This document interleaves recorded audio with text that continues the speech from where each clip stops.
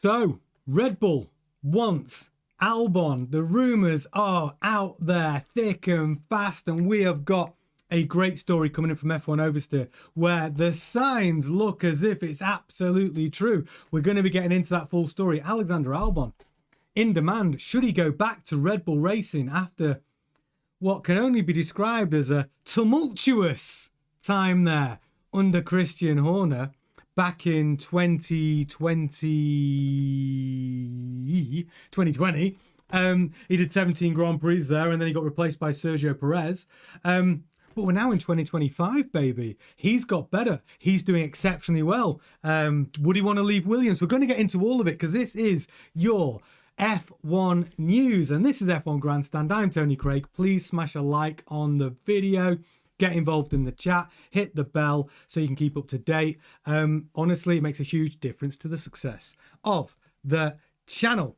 I've also put a question in our chat. So the big question is, do you think Albon should drive for Red Bull Racing again? Get in the chat and have your say and say hello. So this story is coming out from F1 Oversteer.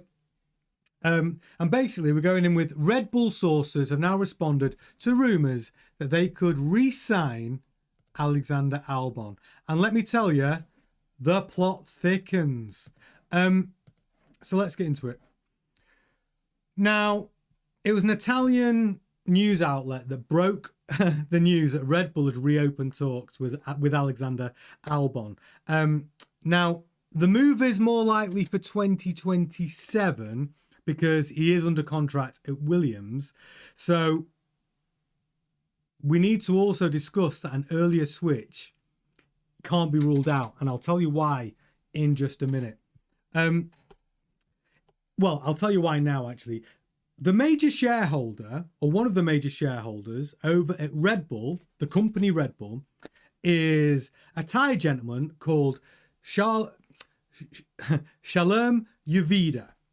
Okay, and he has always wanted a Thai driver in that Red Bull team. And Alexander Albon is, of course, the fastest Thai driver on the planet. And then you marry that with his results at Williams this year, where he scored 70 points. Now, why is that important? Because he is literally the best of the rest. If you look at the driver standings, above Alexander Albon, it's only the top teams. Kimi Antonelli, Lewis Hamilton, Charles Leclerc, George Russell, Max Verstappen, Lando Norris, and Oscar Piastri. Alexander Albon is literally the best of the rest. And he's shown himself to be incredibly capable in that Williams car, consistently beating Carlos Sainz. Well, we did think that Carlos Sainz was going to come into Williams and maybe even take Alexander Albon to school. It's not been the case. Alexander Albon has had a sterling season. But again, there's a little bit of politicking here. Thai owner of Red Bull, the drinks company, and obviously the racing team, he'd love a Thai driver. Now, why is that important? And why is it important to what I just said about he might be there in 2027, but he could go there early? It's because Shalem, out of his own money, could easily pay the buyout clause to bring Alexander over to Red Bull in 2026. Okay, now this all sounds like hearsay, but these are the clues. So the Red Bull camp are refusing to rule out the rumours about Alexander Albon. So a German publication, F1 Insider, inquired about the truth of the rumours. They described the response from Red Bull sources as rather evasive. Now, what we do know in F1 is they talk in definite terms when they're definite, and they talk with avoidance when they just don't want to talk about it. So this is what Red Bull had to say to that very direct question. A decision on who will drive alongside Max Verstappen at Red Bull Racing in 2026 hasn't been made, nor has a decision on who will get the two drives at Racing Bulls. Red Bull were given the opportunity to deny their interest in Albon, but they did not take it. They suggest that they're still keeping all options on the table. And here's where it gets tricky for Red Bull Racing and Racing Bulls, because if Albon joins the Red Bull team, that would mean Hadjar isn't getting promoted from Racing Bull, so he stays there for a second season. And then, well, what happens with Yuki Tsunoda and Liam Lawson? Well, they could both be out of a drive, because if they go with their earlier plan from this year to promote Arvid Lindblad, that means Liam Lawson and Yuki Tsunoda are both looking for a drive. So how this plays out for 26 is actually quite interesting. Now, let me tell you what my take on it is.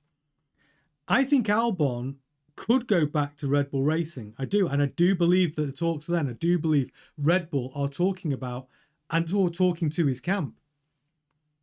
And I think that they'd take him there. I think they would, because they want a senior driver.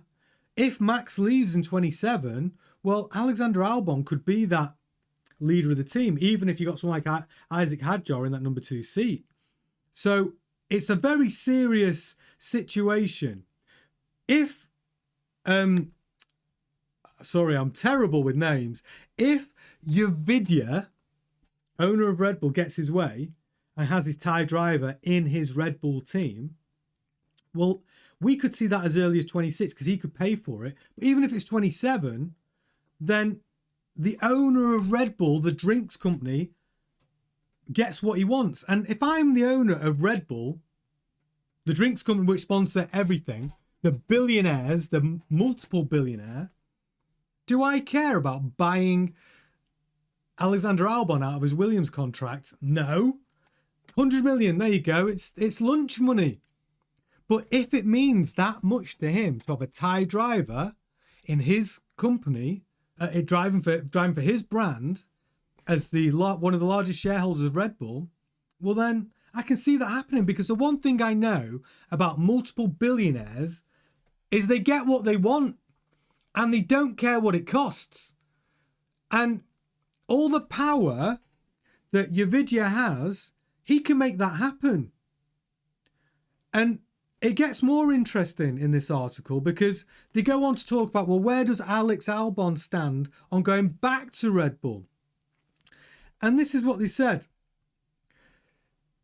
The feeling is that Albon will only leave Williams for a Red Bull seat. He'd only leave Williams for a Red Bull seat. He is absolutely open to that move, which I'm surprised about because they didn't treat him very well, but that was under Horner's stewardship. Now it's completely different. And if you've got the owner of Red Bull, not just Red Bull Racing, like literally the owner of the brand, saying, that's my guy, well then I'd feel pretty confident about going joining that team as well. Even if there is some politicking because they're both Thai, and that means a lot to Vididra. I can't say his name wrong again. I'm terrible with names. With Yovidia. So yeah, I can absolutely see it happening. And the talks are ongoing.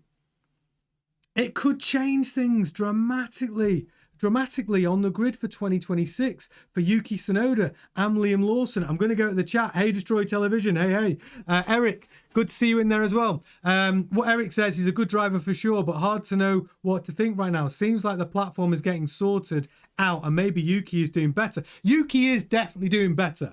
100%. 100%. And that is because the new upgrades have made the car better, but the big reason why Yuki is doing better is because Laurent Mekies is treating him far more fairly than Christian Horner did. Laurent Mekies is basically insisting on the drivers having basically equal cars and equal packages when they're going racing. And I'm guessing that there is less of sacrificing driver number 2 to help driver number 1. And I think that's why we're seeing an improvement in Yuki's performance. The thing is, we saw Yuki do better in Baku. The problem with that performance, it wasn't that Max wins a race and Max gets pole. The only problem with Yuki's performance in Baku is that he finished behind Liam Lawson in the Racing Bulls. And Liam Lawson had a great Grand Prix, qualified P3, and then Yuki finished P5 and Yuki finished P6. And that's the one thing that went against Yuki in that race. But you're right, Eric. Yuki is definitely doing better. Kyle's come in and said, rumour is Yuki looks like he's going to be reserve at Alfa Romeo. No, reserve at Aston Martin. He is.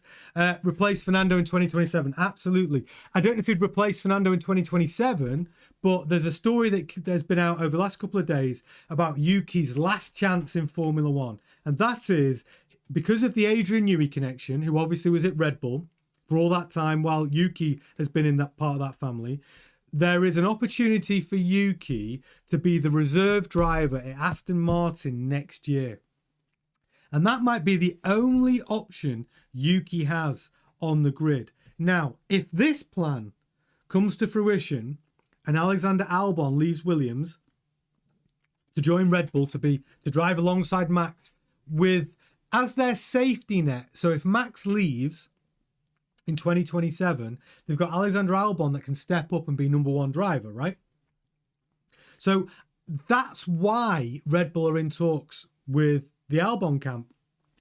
Max is making them feel pretty uncomfortable about whether he's going to still be there for the duration of his contract at the end of 2028. The only difference is they're pulling out all the stops to keep Max in a seat. They're letting him drive the 24 hours of the Nürburgring in Max's GT3 team and in his Ferrari, by the way.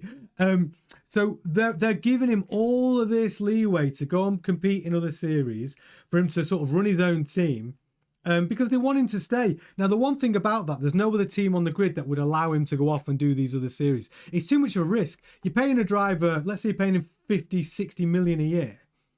Well, what if he has a crash in the Nürburgring, the 24 hours of the Nürburgring, and he can't race for you?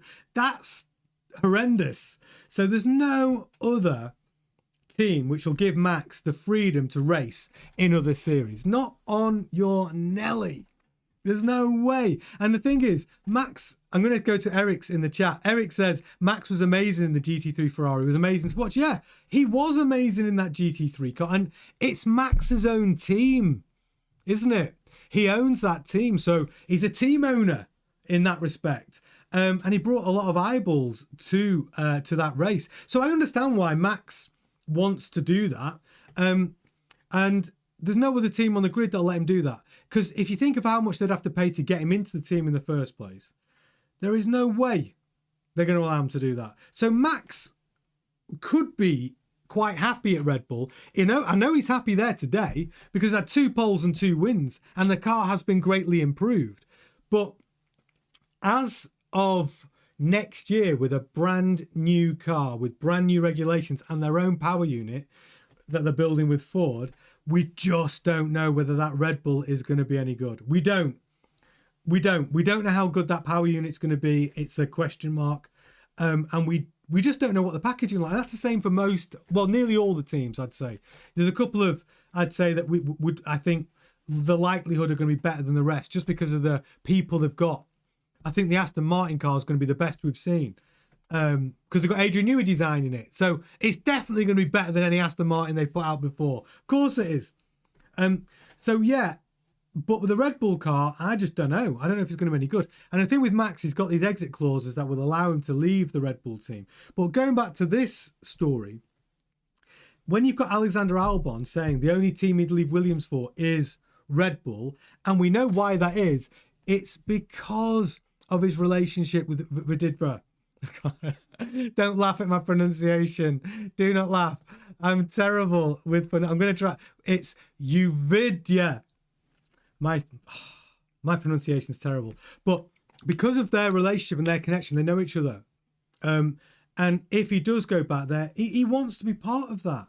And like I said, if you're looking for a boss over at Red Bull, think of it like this: you've got Helmut Marko, the sole director of Red Bull Racing, Laurent Mekies is team principal, and then you've probably got their boss's boss, and then you're at owner Shalem Uvidya, the Thai owner of Red Bull. So that's how senior this guy is, and if he wants that to happen, it'll happen, and he'll pay out Albon's contract at Williams, and he won't give a shit. He will not care. Because it's not about the money at this point, is it? For someone like him who's a multiple billionaire, it's not about the money. It's about him wanting what he wants. Look at Lawrence Stroll. He bought Aston Martin, right? Not just the race team, the company, the road cars, in order to try and help his son win a world championship. That's what billionaires do. This is just how they operate. And then he brings in Adrian Newey, the greatest car designer in the history of F1, to make that happen and allow Adrian Newey to have shares in the race team. Billionaires think differently, right? So if you're Alexander Albon, why not be in that camp? And I think he would. And going back, and this isn't just about politicking again. It's merit.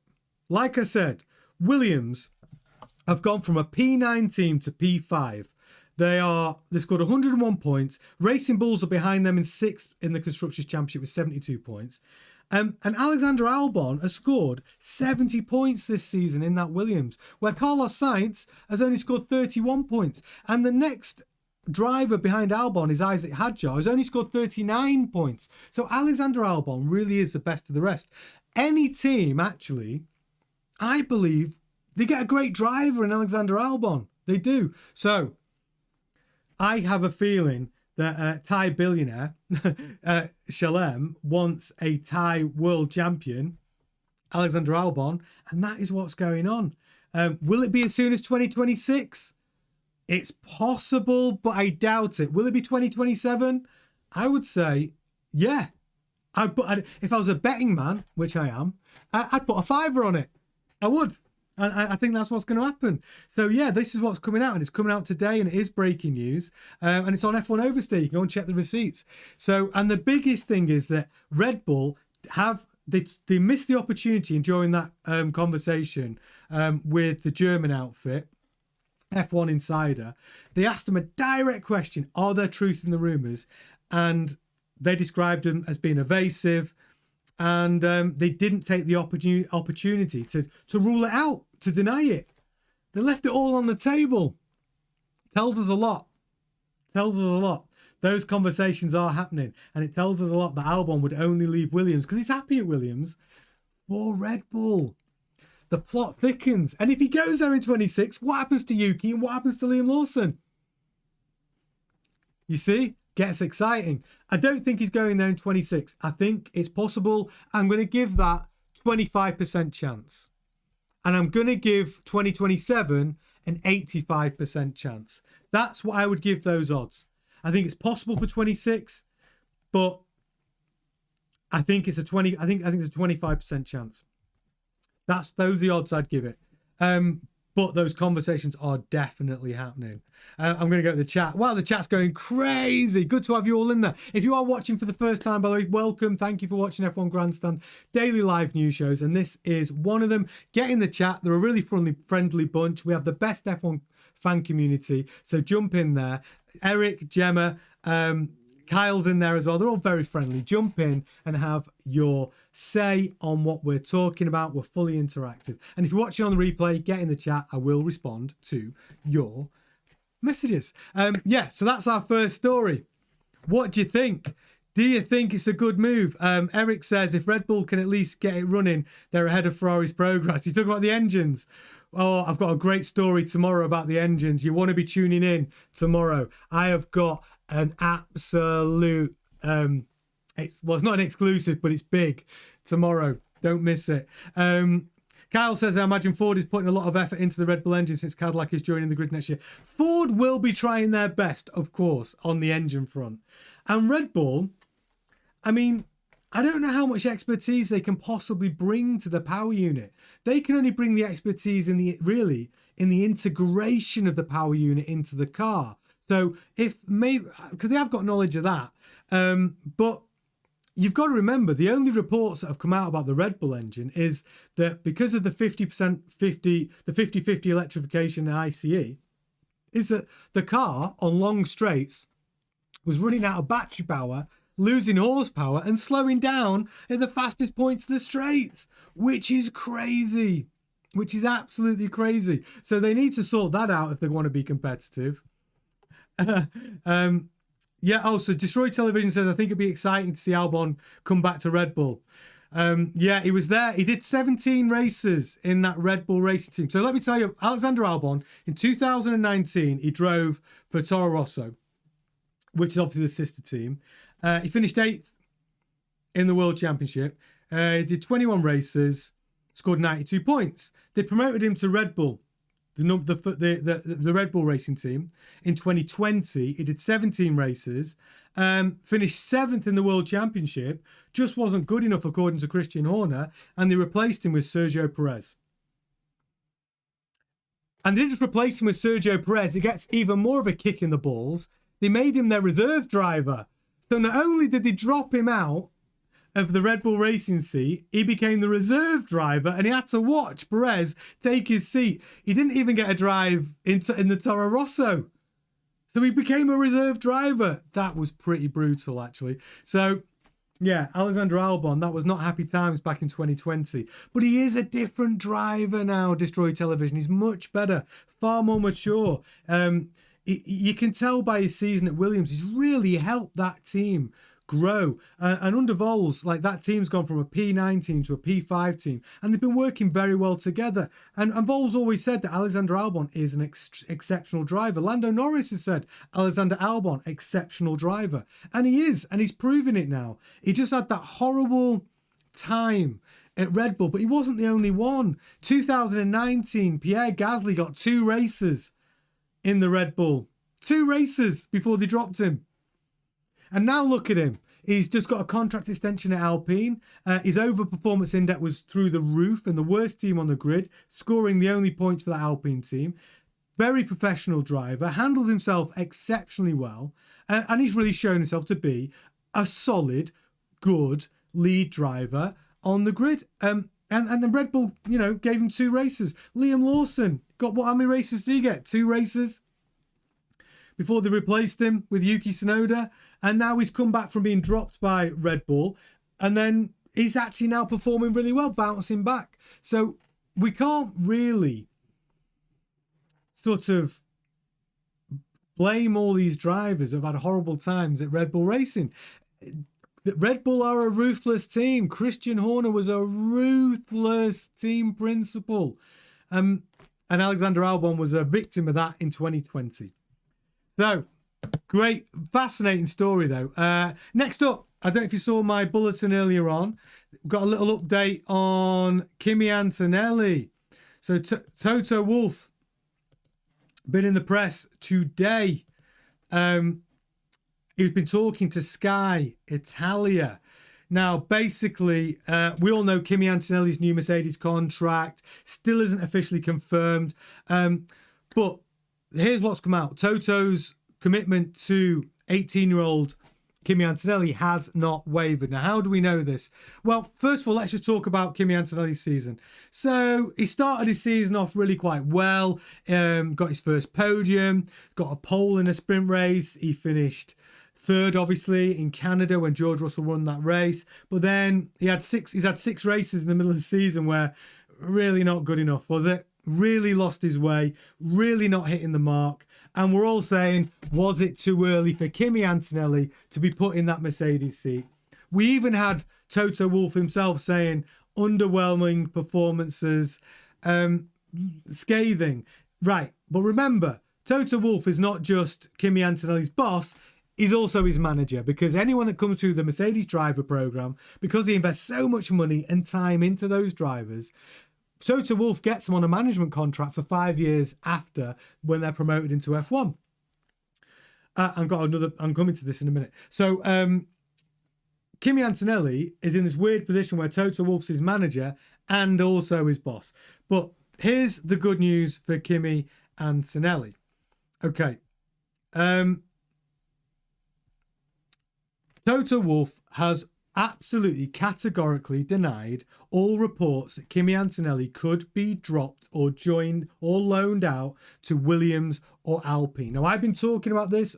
Other commentators have been talking about this because we see it as a real option for Kimi Antonelli from having not a particularly good season. And finally, that question has been put directly to Toto Wolff. And it was for Sky Italy. And Wolff emphatically confirmed that Antonelli would be staying put in the Mercedes for 2026. This is what he said. The Alpine and Williams speculations are completely nonsense. He will stay here in 2026 100%. But he also said there's not going to be a fanfare or a huge announcement. It's literally, for Kimi Antonelli, it's a 1-year extension on his current deal. It's what it is. He's not going to get any more money. He's not going to get any new terms. He's just going to get another year. And it's going to quietly take place without a big fanfare, without any major sort of announcements from Mercedes. That is just what's happening. But that's not what's happening with George Russell. The plot thickens with George Russell. So this has a knock-on effect for the George Russell situation. So George Russell, what? Oh, this contract. So we know George Russell wanted a 2-year deal. We know George Russell wanted parity with Lando Norris with regards to pay. And we know he wanted a reduction in the amount of sponsorship days that he had to do. Now, Toto Wolff has basically come back and said, no, no, no. He said, this is where they're at. And Toto Wolff says, no, you get an extension of 1 year. You get a little bit of a pay rise, but you're not getting the 25 million that Lando's on. And, you know, that's basically it. So then George Russell's gone, whoa. You're giving me no reward here for all the hard work I've done. And I'm one of the top drivers on the grid. And he is. He's one of the top 3 drivers. So Toto Wolff came back with his negotiation and said, all right, well, if I'm not going to get a 2-year deal, can I have and you're going to give me a 1-year deal with a possible +1 extension? Can I have clauses in my contract, that performance clauses against Kimi Antonelli? So if I score this amount more points than Kimi, or this amount more podiums, or this amount more wins, can we automatically execute an extra year for 2027? And that's where George is at. And Toto Wolff isn't playing ball. Toto Wolff is leaving George hanging. So George, in return, is leaving Toto hanging. And this is now getting pretty silly. Like, because they both need each other. That's what's so weird about this negotiation. George Russell doesn't have a better drive option for 2026. What, is he going to go and drive in the Alpine with Pierre Gasly? He knows that car's not going to be as good as the Mercedes, even though they're running the Mercedes engine, or it's highly unlikely. You know, where's he going to go? And then you've got Toto Wolff, who needs a lead driver for 2026. Well, who's on the table? Who are you going to get? Daniel Ricciardo, who doesn't want to drive in Formula One anymore. I mean, there just isn't an option. Franco Colapinto, you know, he hasn't got anyone else either. So you've got these two. Oh, and that's the other thing. And Toto Wolff is still George Russell's manager, because George Russell came through that driver program as well. But George Russell has never bothered to change his management. He's in a position now where he can, but he hasn't. So he's still under... Toto Wolff is still his manager. So Toto Wolff is supposed to have a duty of care for his client to get him the best possible deal, the most money he can get him, and the longest contract he can get him. Yet because he's also the employer and he wants Max Verstappen in the car in 27, he wants to keep all his options open, it's this absolutely ridiculous, farcical situation. So George Russell has recognised this and said, I need to change my management. I can't be in this situation ever again. So, but that doesn't change this stalemate that you've got between these two camps. You got Toto Wolff, who needs George because there isn't a better driver option, and you got George, who needs Toto Wolff and Mercedes because he hasn't got a better driver option. And what George is asking for is pretty reasonable. It is pretty reasonable. Eric says Toto has no clue how good he already has it. It's true. And he's really sort of disrespected George Russell with the whole courting of Max Verstappen. And if you believe the latest rumours about Charles Leclerc's camp talking to other top teams, Charles Leclerc's been talking to Toto as well. So it really is the wildest situation. And it comes down to who's going to, like, break first. Is Toto going to concede and go, listen, I'm going to give George a 1+1, where he gets a 1-year guarantee and an extension of another year, but with those clauses, with some performance clauses, so it automatically executes. What George doesn't want is a 1+1 where Mercedes just get to decide at the end of 26 whether they want to keep him or not. Because then all the decision power is left with Mercedes. And so George could have an incredible season, yet Mercedes can still say, thanks a lot, George. Thanks, George. On your way. That's my Toto Wolff impression for Gemma if she's in the chat. But that's the issue. He doesn't want all the cards to be in Mercedes. Otherwise, a 1+1 means nothing if it basically just means that Mercedes can say, yeah, we'll extend it for a year, or no, we won't. I mean, all the benefit sits with Mercedes. So George is basically saying, look, if it's going to be a 1+1, let's have some absolute nailed on metrics, performance metrics, if I hit them, because he's obviously confident he can perform well in the Mercedes. He has done this year in a car that's not that good. So why won't he give him performance related metrics? If he automatically hits those targets, then you give him an extension. Because surely if he is hitting those targets, you're going to be pretty pleased with him. And even if you want Max Verstappen in, move Kimi Antonelli out. Because I guarantee George will do better than Kimi Antonelli next year. I'm convinced of it. I'm convinced of it. So that's literally what the situation is, I think, over at Mercedes. But one of them needs to blink. George has already conceded a little bit. He said, look, all right, I'm not going to get a 2-year deal. I want a 1-year deal +1. And I want paying properly. Lando Norris is on 25 mil a year. Pay me the same as Lando Norris. You've got to argue that he's as good as Lando Norris, right? His performances are worth it. So when you look at it, I think that George is not being unreasonable, but Toto Wolff is being as stubborn as a wolf, isn't he? And that's the problem. And Toto Wolff doesn't realise how lucky he is to have George Russell in that Mercedes. That is the big thing. I'm going to go to the chat. So Kyle says, George may be waiting to see what Lewis will do. Well, that's an interesting situation because Lewis has got a contract at Ferrari for next year, for 26. But Lewis has got this crazy clause in his contract where if he chooses to extend for one more year at Ferrari, then he has all the power to do so. So, but if he doesn't, what does that look like at Ferrari? Well, if you've got, it all comes down to how good the Ferrari is next year, because Charles Leclerc is not happy and his camp are talking to other teams about a potential switch, because Charles Leclerc's got a contract to 2029, but there are clauses which will allow him to leave. We could see him in a Mercedes.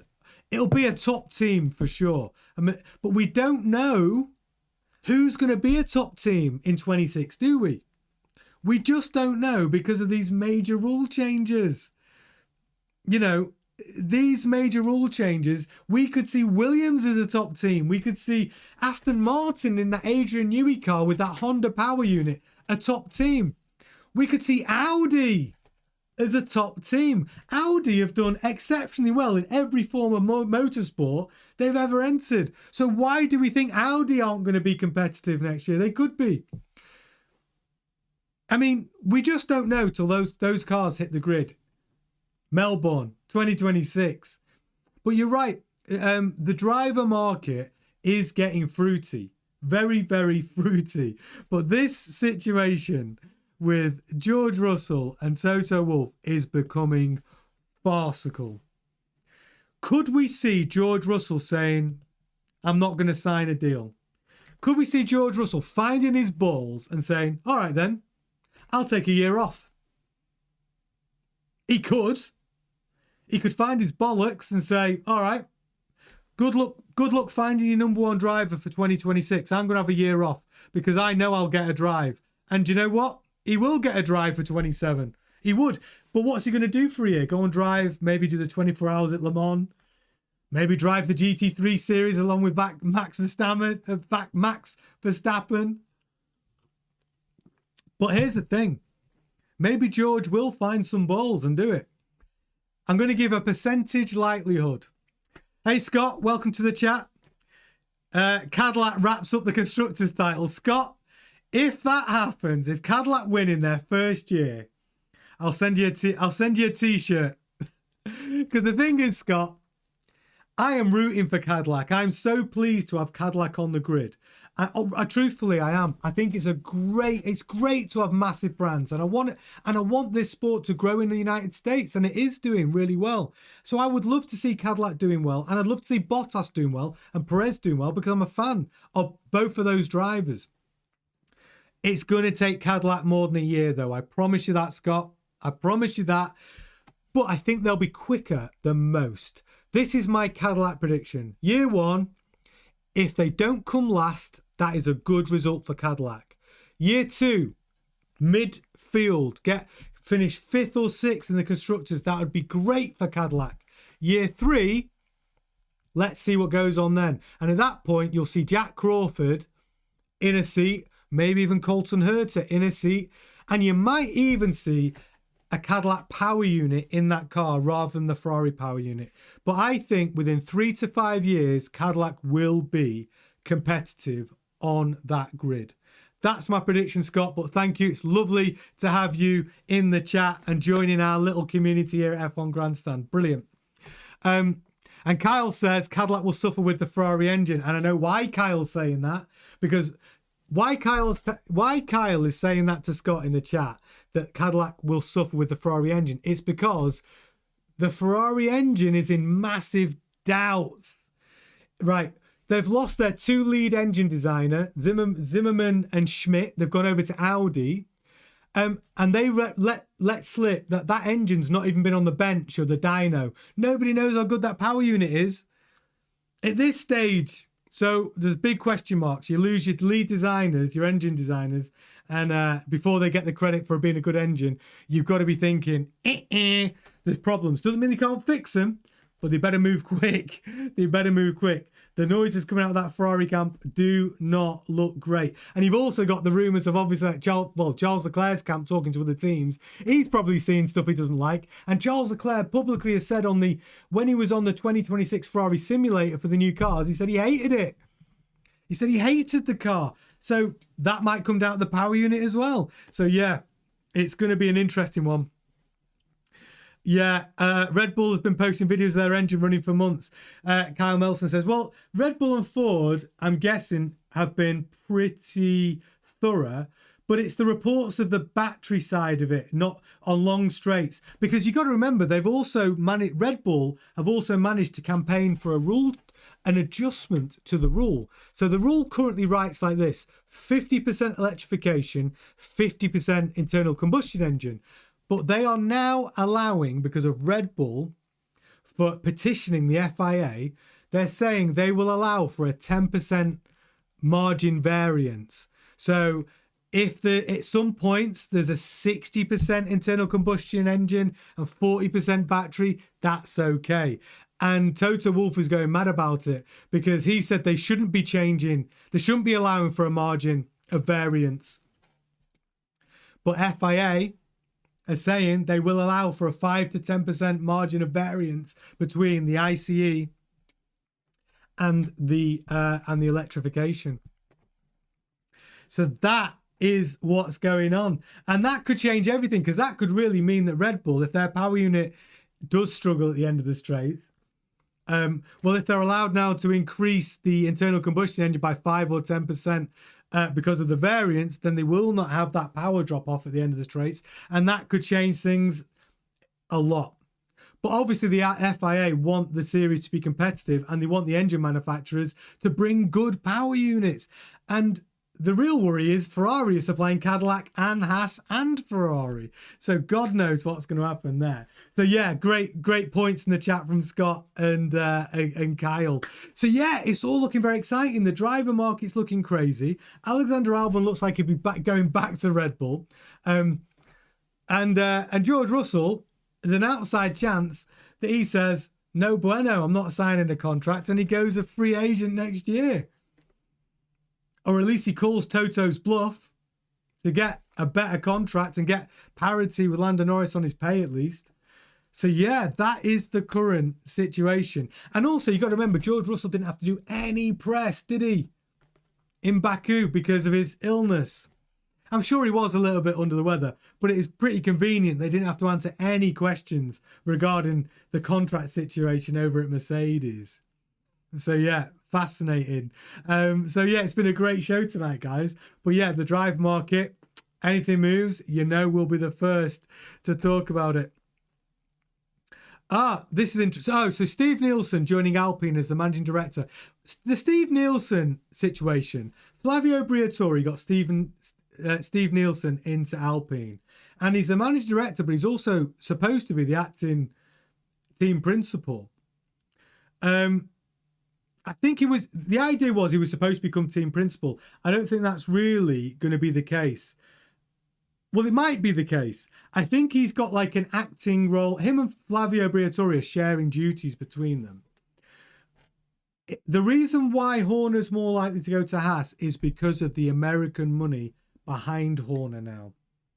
He's got more money behind him. But the convenience of the Alpine team is still very attractive for Horner. He's got a 25-year relationship with Flavio Briatore. The buy-in is a lot cheaper. It's only 300 mil to buy into Alpine. And they're running a good power unit. You know, they've got the Mercedes power unit for 2026. So that's the big like contest. The biggest thing for why Horner is, I thought Horner was 85% likely to become a team owner at Alpine. 85%. Okay. Now, because he's got a lot more money behind him because of the investment funds in America, and they would quite like for that money to go into an American team, but they want a winner to sort of represent that money in the right way to get a return on that investment and to win. Horner's their guy to do that. So now the Haas conversation has become very, very real. So if you're looking at Horner bringing a lot more money than 300 million, let's say he's bringing 700 million, Haas is probably worth 1.5 billion. He might say it's worth more. I'm going to say 1.5 billion. So let's say Horner brings 750 million for 50% of Haas, right? 50% of Haas. And Gene Haas is happy for that, to keep his name on the top, maybe with Horner. And Horner's happy to bring his investors in and take a real big stake. Then that's what's going on. It's the American money behind him. And Gene Haas is the issue there. Gene Haas doesn't play nicely with others. When other people have tried to buy into that team, he's told them to fuck off. And that's the truth. But the Haas car is built out of the Ferrari parts bin. The Haas car is literally the Poundland F1 team. They have built that Haas car from Ferrari suspension, Ferrari engine, Ferrari gearbox. There's not much Haas have brought to the table apart from a chassis and the livery. Truthfully, that car is built from Ferrari parts bin because he put that team on there as cheaply as he could. So if he's sensible, the F1 business is booming. And if Gene Haas has got a brain and he wants to get a return on his investment, yeah, not only do you sell off your team to Horner and his consortium, and you let Horner run it, and you let that money that's coming to the team get put on the tarmac, and you build a car that's unique, right? Just keep the Ferrari powertrain, the rest of it, build yourself. Build your own suspension, build your own aero, build your own chassis. Create a car that's got a chance of, challenging for a title. Horner's the answer. And I think Gene Haas is a clever guy, and I think he might see that is the option. So those are the conversations that are going on with that, Kyle. But the Steve Nielsen thing at Alpine doesn't stop Horner from taking that team. Because from Horner's point of view, that team's pretty darn convenient. It's near his house. He knows all the team there. He's got his relationship with Flavio Briatore is strong. He can raise a lot of the money himself without having to take loads of investment. But Horner's got a big ego. And he sees Toto Wolff owning a third a third of Mercedes Racing. That's 33% of Mercedes Racing, a works team. And Toto, as an individual, owns a third of it. And that third is worth probably 1.5 billion now. Yeah, he's got a big ego, so we could see. Triple X, welcome to the chat. Great to have you in the chat, Triple X. Mercedes would be idiots not to seal a deal with George. I couldn't agree more. Mercedes would be stupid. They don't have another option for 2026. So that's why they've got this weird stalemate between George and Mercedes. Like, Triple X is exactly right. Like, it's just who is going to blink first. George is sat there not doing much, waiting.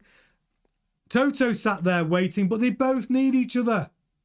Mercedes need George next year, and George hasn't got a better drive option. He needs Mercedes. They're just sat there like, it's like this game of like the next one to speak losers. It's weird. They do both need each other. Cyril will have a heart attack if Horner owned Alpine. Yes, Triplex, it's true. Yeah, I'm loving the chat tonight. But yeah, but he's absolutely right. The story's bringing it back on track on what we've been talking about tonight, which is all driver market. It's all about Albon going back to Red Bull, which looks like it's going to happen. Whether it's 26 or 27, that's the real question. And this crazy situation with George Russell. Oh, that's an interesting one, Triple X. So Alexander Albon to Red Bull Racing because they buy him out of his contract. That's actually not too far-fetched. That's actually not too far-fetched because Williams and George did well together. That's how Mercedes loaned him to Williams. He did a great drive. He cut his teeth at Williams, and he did a good job. Got him his Mercedes drive alongside Lewis Hamilton. That's actually not that crazy. Let's just pontificate for a minute. So let's say that Albon let's say Shalem Yavidya buys Albon out of his contract at Williams because he wants him at Red Bull Racing, and there's a hole at Williams. Well, who would they get? George Russell is actually a good option for them to drive alongside Carlos Sainz. And I do believe Williams are getting stronger and stronger under Volz's leadership. That's a serious option. That is actually a serious option, Triple X. I mean, I know we're saying it, we're pontificating, but Williams is now the best of the rest. They've gone from a P9 team to a P5 team. And with the 2026 regulations, we don't know. They could come... McLaren have dominated this year, but they're not running their own engine, are they? Right? So Williams running the Mercedes engine could absolutely, with all of the regulation changes, could bring a car that's a top team car.